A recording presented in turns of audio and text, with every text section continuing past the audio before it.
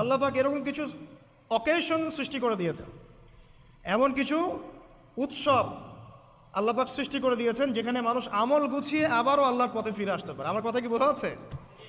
ঠিক এরকমই একটা উৎসব হচ্ছে, একটা অকেশন হচ্ছে আমলের উৎসব, সেটা হলো এই জিলহজ মাসের প্রথম 10 দিন।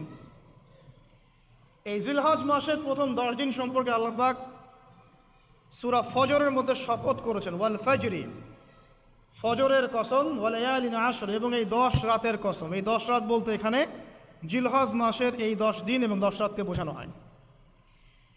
এর ফজিলত সম্পর্কে নবী সাল্লাল্লাহু আলাইহি ওয়াসাল্লাম একটা হাদিসে বলছেন, সহিহ বুখারীর হাদিস, আনাস রাদিয়াল্লাহু আনহু ইবনে আব্বাস রাদিয়াল্লাহু আনহুমা থেকে বর্ণিত, নবী করিম সাল্লাল্লাহু আলাইহি ওয়াসাল্লাম বলেছেন যে মা মিন আইয়ামিন আমালু সালিহু ফীহিন্না আহাব্বু ইলাল্লাহ মিন হাযিহিল আইয়ামিল আশরা। আল্লাহ পাকের কাছে এই 10 দিন অর্থাৎ জিলহজ মাসের প্রথম 10 দিনের নেক আমল যত বেশি প্রিয়, আল্লাহর কাছে জিলহজ মাসের প্রথম 10 দিনের নেক আমল যত বেশি প্রিয়, অন্য কোনো আমল এত বেশি প্রিয় না। অন্য কোনো আমল, এটা বুঝতে গিয়ে সাহাবায়ে কেরাম প্রশ্ন করছেন, ক্বালু, তারা বলছেন, ইয়া রাসূলুল্লাহ, হে আল্লাহর রাসূল, বলুন সাল্লাল্লাহু আলাইহি ওয়াসাল্লাম, ওয়ালাল জিহাদু ফি সাবিলিল্লাহ, আল্লাহর পথের জিহাদও কি নয়? আমরা তো জানি ইসলামের সর্বোচ্চ চূড়া হচ্ছে আল্লাহর পথের জিহাদ। তো নবী সাল্লাল্লাহু আলাইহি ওয়াসাল্লাম বলছেন, ওয়ালাল জিহাদু ফি সাবিলিল্লাহ, আল্লাহর পথের জিহাদও নয়, আল্লাহর পথের জিহাদও নয়, ইল্লা, তবে ওই ব্যক্তির কথা ভিন্ন, রাজুলুন খরাজা বিনাফসিহি ওয়া মালিহি ফালাম ইয়ারজি মিন যালিকা বিশাই, কোন একজন ব্যক্তি যে তার জান এবং তার মাল নিয়ে আল্লাহর পথে বেরিয়ে গেছে, তারপরে কোনো কিছু নিয়ে সে ফিরে আসতে পারে নাই, মানে সে শহীদ হয়ে গেছে, এই ব্যক্তির কথা ভিন্ন। কিন্তু অন্য যে কোনো দিনের আমলের চাইতে এই 10 দিনের নেক আমল আল্লাহর কাছে সবচেয়ে বেশি প্রিয়। তাহলে আমরা বুঝতে পারলাম, আমরা যে 10 দিনে এখন বসবাস করছি, জিলহজ মাসের আজকে কয় তারিখ?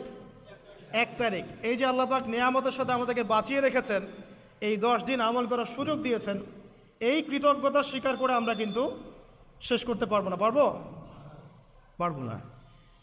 প্রশ্ন হচ্ছে যে এই 10টা দিন আমরা কিভাবে কাজে লাগাতে পারি। আমি সেদিকেই যাব ইনশাল্লাহ। তার আগে এই দিনগুলো সম্পর্কে আর কয়েকটা ফজিলতের হাদিস শুনিয়ে দিচ্ছি। তিরমিজি, ইবনে মাজাহ, মিশকাতের 128 পৃষ্ঠা একটা হাদিস এসেছে, আবু হুরায়রা রাদিয়াল্লাহু আনহু থেকে বর্ণিত, নবী করিম সাল্লাল্লাহু আলাইহি ওয়াসাল্লাম বলেছেন যে দিনসমূহের মধ্যে এমন কোনো দিন নাই, আল্লাহর দিনগুলোর মধ্যে এমন কোনো দিন নাই যেদিন ইবাদত করা আল্লাহর কাছে জিলহজের 10 দিনের ইবাদতের চেয়ে বেশি প্রিয়। কথা বুঝতে পারছেন? এরপরে নবী সাল্লাল্লাহু আলাইহি ওয়াসাল্লাম বলছেন, ইয়াদুলু সিয়ামু কুল্লি সিয়ামিন মিনহা বিসিয়ামি সানাতিন, এই 10 দিনের একটা সিয়াম বা একটা রোজা 1 বছর রোজা রাখার সমান। এই 10 দিনের একটা রোজা 1 বছর রোজা রাখার সমান। ওয়া কিয়ামু কুল্লি লাইলাতিন ফিহা বিকিয়ামি লাইলাতুল কদর, এবং এই 10 রাতের এক রাতের কিয়াম লাইলাতুল কদরের কিয়ামের সমান। আর আমরা জানি লাইলাতুল কদর সম্পর্কে আল্লাহ পাক কি বলেছেন, লাইলাতুল কদরি খায়রুম মিন আলফি শাহর, 1000 মাসের ইবাদতের চেয়ে উত্তম। তাহলে আমরা বুঝতে পারছি যে এই 10 দিন 10 রাত কি আমল করতে হবে, এই হাদিসটা বলে দিচ্ছে, সিয়াম এবং কিয়াম। 10টা সিয়াম না পড়েন, অ্যাটলিস্ট 3টা সিয়াম পারা যাবে ইনশাআল্লাহ। পারা যাবে না? একটা সোমবার পাবো সামনে আমরা, ওটা রাখা যাবে ইনশাআল্লাহ। একটা বৃহস্পতিবার পাবেন, সেটাও রাখা যাবে ইনশাআল্লাহ। আর আরাফার সিয়াম পাবেন ইনশাআল্লাহ। আরাফার সিয়াম রাখলে আগের 1 বছর, পরের 1 বছর, 2 বছরের গুনাহ মাফ হয়ে যাবে ইনশাআল্লাহু আযজা ওয়া জাল। আর কিয়াম সম্পর্কে আমি সামনে বলছি ইনশাআল্লাহ তাআলা। এরপরে বাইহাকির একটা বর্ণনা আছে যে জিলহজ মাসের প্রথম দশকের রাতে, জিলহজ মাসের প্রথম দশকের রাতের প্রত্যেকটা নেক আমলকে 10 দিয়ে গুণ করা হয়, 10 গুণ বৃদ্ধি করা হয়। সুবহানাল্লাহ।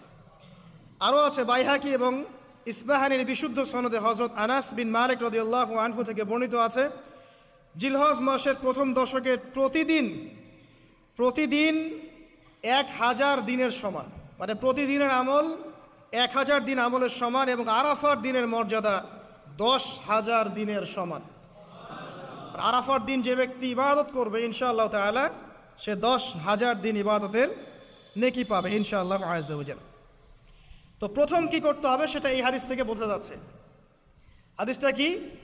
উম্মে সালামা রাদিয়াল্লাহু আনহা থেকে বর্ণিত, নবী সাল্লাল্লাহু আলাইহি ওয়াসাল্লাম বলছেন যে জিলহজ মাসের চাঁদ যে ব্যক্তি দেখবে সে যেন তার নখ এবং তার চুল এগুলো যেন আর না কাটে। চাঁদ দেখে ফেলেছেন, কুরবানি করা পর্যন্ত এখন চুল আর নখ যেন সে না কাটে। যদি না কাটেন তাহলে কি হবে? আপনি একটা পূর্ণাঙ্গ কোরবানির নেকি পাবেন ইনশাআল্লাহ। আর একটা কোরবানির নেকি কি জানেন? কোরবানির পশুর গায়ে যতগুলো লোমকূপ আছে ততগুলো নেকি আপনার আমলনামায় যুক্ত হবে ইনশাআল্লাহ আযজা ওয়া জাল্লা। এগুলো হাদিস। এখন আমরা প্র্যাকটিক্যাল কিছু কথায় আসি যে কিভাবে আমরা এই 10টা দিনকে কাজে লাগাতে পারি। আমি সবার আগে দোয়া করছি আল্লাহ পাক যেন আমাকে সবার আগে এর উপর আমল করা তৌফিক দান করেন, আমার পরিবারকে তৌফিক দান করেন এবং অতঃপর আপনাদের সবাইকে যেন আল্লাহ পাক এই তৌফিক দান করেন, আমিন। 1 নাম্বার,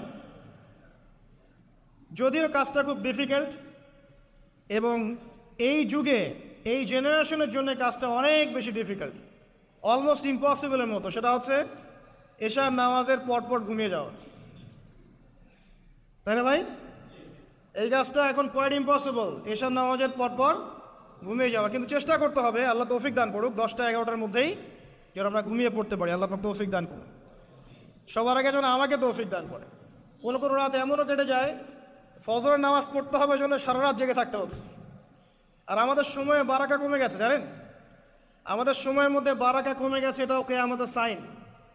নবী সাল্লাল্লাহু আলাইহি ওয়াসাল্লাম বলেছিলেন কিয়ামতের আগে আগে একটা বছর একটা মাসের মতো চলে যাবে, একটা মাস একটা সপ্তাহের মতো যাবে, একটা সপ্তাহ একটা দিনের মতো চলে যাবে, একটা দিন একটা ঘন্টার মতো চলে যাবে। তাই হচ্ছে না এখন? এই 7 দিন আগে আমরা জুমা পড়লাম, দেখেন 7 দিন। এই যে গত কয়দিন আগেই আপনি কুরবানির পশু জবাই করলেন, আবার কুরবানির ঈদ আপনার সামনে। সময় খুব দ্রুত চলে যাচ্ছে, আমরা বুঝতে পারছি না। কারণ হচ্ছে, একটা কারণ আমি ফাইন্ড আউট করেছি, এটা হচ্ছে আমরা এখন ফজরের সালাতটাকে জামায়াতে গুরুত্ব দিচ্ছি না এবং ফজরের নামাজের পর থেকে আমরা জেগে থাকছি না। অনেকেই, বেশিরভাগই যারা থাকছে আলহামদুলিল্লাহ। এই কারণে ওই যে বরকতময় সময়টা সকালে, এটা আমরা পাচ্ছি না। এই কারণে দিনটা আমাদের ছোট হয়ে আসছে, দিনে কাজগুলো আমরা শেষ করতে পারছি না, রাত জাগতে হচ্ছে। আর রাত জাগলে তো ফজরে ওঠা সম্ভব হচ্ছে না। সো এই সমস্যাটা হচ্ছে ফজর কেন্দ্রিক, ফজরটাকে গুরুত্ব দিতে হবে সবচেয়ে বেশি। আল্লাহ পাক আমাকে তৌফিক দেখ, আপনাদের সবাইকে তৌফিক দান করুন। এই 10টা দিন আমরা প্র্যাকটিস করবো ইনশাআল্লাহ। রমাদান মাসে আমরা যেমন প্র্যাকটিস করেছিলাম 1 মাস আল্লাহর আনুগত্যের, এই 10টা দিন উৎসবের উৎসাহ নিয়ে আমরা আবার প্র্যাকটিস করবো ইনশাআল্লাহু আযজা ওয়া জাল। আর এই বিষয়গুলো বেশি বেশি প্রচার করবেন অনলাইনে, কারণ আমাদের জাতিটা, আমি জানি না সৌভাগ্য না দুর্ভাগ্য, আমরা খুব ইস্যু পাগল যাতে ইস্যু একটা ধরিয়ে দিবেন, এটা নিয়ে আসতে থাকবেন, যে কোনো ইস্যু। নবী সাল্লাল্লাহু আলাইহি সাল্লামকে অবমাননা করা হয়েছিল, এখন কয়জনের মনে আছে? মনে আছে কয়জনের? তারপরে ইস্যু চলে আসলো বন্যা, এখন কয়জনের মনে আছে যে বন্যা হয়েছিল? এখন আছে সেতু, এটা নিয়ে সবাই কথাবার্তা বলছে। এরপরে দেখবেন আরেকটা নতুন ইস্যু, সেতুর কথা মানুষ বলে যাবে। আমরা কেন জানি সাইকোলজিক্যালি এমন হয়ে গেছে যে ইস্যু একটা ধরিয়ে দিলেই 5 দিন 7 দিন 10 দিন কথা বলতে থাকি, আবার ইস্যুও শেষ, কথা বলাও শেষ, মানুষ ভুলে যায়। তো এই কারণে মনে করিয়ে দেওয়ার স্বার্থে জিলহজের 10 দিনের ফজিলত আমাদের সবাইকে মনে করিয়ে দেওয়া লাগবে, ঠিক আছে? অনলাইন অফলাইনে সবাই প্রচার করবেন। এই 10 দিন নেক আমলের জন্য একটা উৎসবের উপহার আল্লাহর পক্ষ থেকে। এই 10টা দিন যেন আমরা আল্লাহর পক্ষ থেকে এই উপহারকে কাজে লাগাই, বেশি বেশি নেক আমল করি, পরকালকে গুছিয়ে নেই। পারবো না ইনশাআল্লাহ?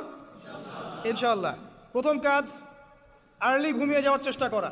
2 নাম্বার, ফজরের নামাজের মিনিমাম আধা ঘন্টা আগে ঘুম থেকে ওঠার চেষ্টা করা। ফজরের নামাজ কয়টা আপনাদের এখানে? 4:30টায়। 4টা বা 4:45টায় ওঠার চেষ্টা করতে হবে। আল্লাহ পাক তৌফিক দান করুন। ওযু ইস্তেনজা করার পরে মিনিমাম 2 থেকে 4 রাকাত নফল নামাজ পড়বে, মিনিমাম 2 থেকে 4 রাকাত নফল নামাজ পড়বে। আমরা জানি যে আমরা নবী সাল্লাল্লাহু আলাইহি ওয়াসাল্লামের মতো তাহাজ্জুদ পড়তে পারবো না, পারবেন?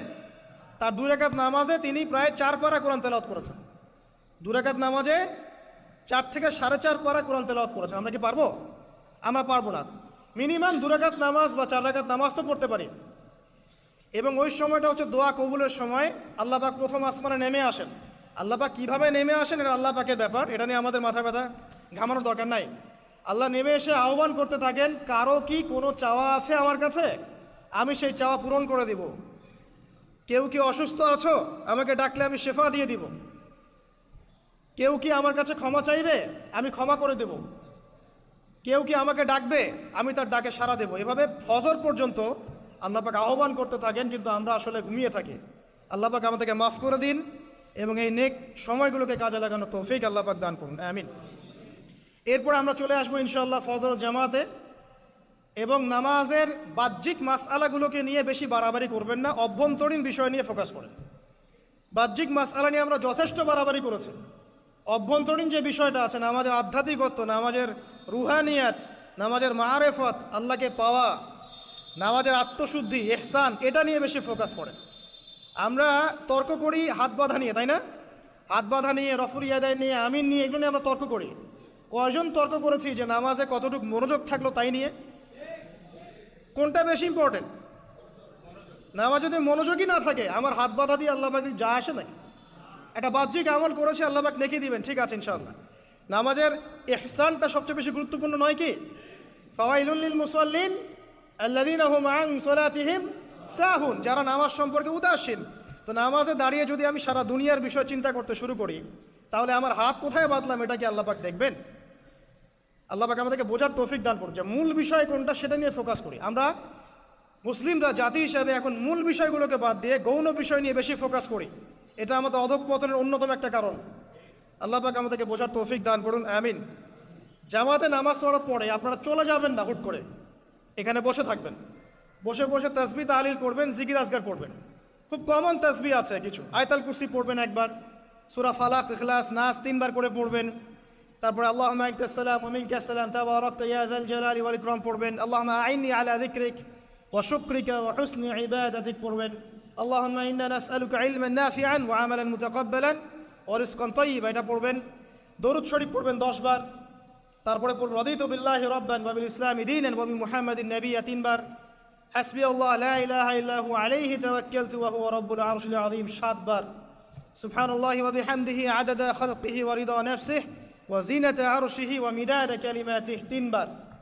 তারপরে আর অনেক আছে, বলতে গেলে আসলে সময় শেষ হয়ে যাবে। আমি একটা বইয়ের নাম বলে দেই, এই বইয়ের মধ্যে সব পাবেন, ঠিক আছে? বইটার নাম হচ্ছে হিসনুল মুসলিম। কি নাম? হিসনুল মুসলিম। অ্যাপসও আছে, পকেটে অ্যাপস রাখতে পারেন, পকেট সাইজ বই পাওয়া যায়, পকেটে রাখতে পারেন। নামাজের পরে খুলে খুলে পড়বেন। এগুলো করতে গিয়ে আপনাকে কেউ বাধা দিবে? এগুলো করলে কি আপনি সন্ত্রাসী হয়ে যাবেন, মৌলবাদী হয়ে যাবেন, জঙ্গি হয়ে যাবেন? এই আমলগুলো করবেন, ছাড়বেন না, ঠিক আছে? আমল ছাড়বেন না। আমল সেই জিন্দেহি বানতা হয়, একটা কথা আছে, আমল দিয়েই জীবন গঠিত হয়, জীবন গড়ে। আল্লাহ পাক তৌফিক এনায়েত করুন। আরেকটা কথা বলি, ফজর নামাজের পরে চেষ্টা করেন আধা ঘন্টা থেকে 1 ঘন্টা কোরআন তেলাওয়াত করার জন্য। পারা যাবে ভাই ইনশাআল্লাহ? আবার বলছি, প্রত্যেক হরফে 10 নেকি পাবেন ইনশাআল্লাহ। কোরআন তেলাওয়াত করলে অর্থ না বুঝেও যদি তেলাওয়াত করেন, প্রত্যেক হরফে 10 নেকি পাবেন ইনশাআল্লাহ। কিন্তু অর্থ না বুঝলে কোরআনের হক আদায় হয় না। আবারও বলছি, আমি যা বলেছি সেটা বলতে আমি দ্বিধা করছি না। আমি বলছি কোরআন তেলাওয়াত করলে প্রত্যেক হরফে আপনি 10 নেকি করে পাবেন। বোঝেন আর নাই বোঝেন, তাফসির বোঝেন আর নাই বোঝেন, অর্থ বোঝেন আর নাই বোঝেন, প্রত্যেক হরফে কি পাবেন? 10 নেকি পাবেন। কিন্তু অর্থ না বুঝলে, অনুধাবন না করলে কোরআন নাজিলের মূল হক আদায় হবে না। কোরআন নাজিল হয়েছে তাদাব্বুরের জন্য, গবেষণার জন্য, কোরআন কেন্দ্রিক জীবন করার জন্য। যদি অর্থ না